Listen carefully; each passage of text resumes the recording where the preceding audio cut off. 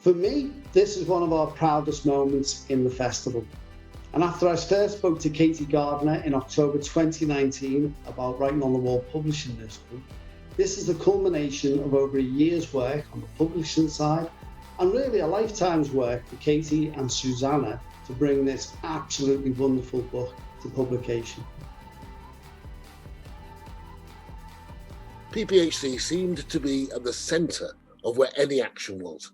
I don't think many of the organisations that sprang up after the 81 riots would have done so without input from PPHC. It's a story of a community and a community centre.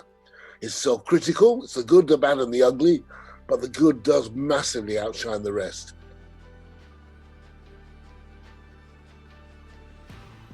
Prince's Park was also a place of fun.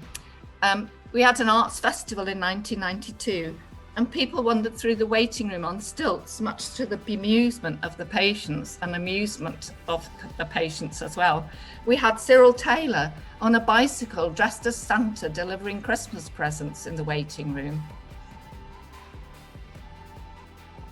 Dr. Katy Gardner, who's one of the authors and who we'll hear from shortly, writes beautifully about a 7-year-old girl with cancer.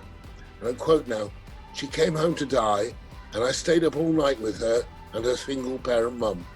She died peacefully in the early morning of a beautiful summer's day. The birds were singing as I went home."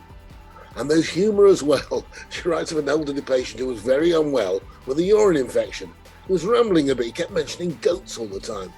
To her surprise, she looked out the window and saw 2 goats in his backyard. And she writes, "The patient is almost always right."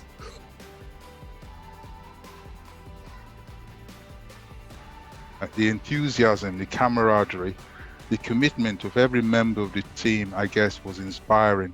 It's now part of a long line of books that we've published, all aimed at giving a voice and providing a platform to people to tell stories that otherwise wouldn't be brought to the attention of the public. The Prince's Park book aligns perfectly with our mission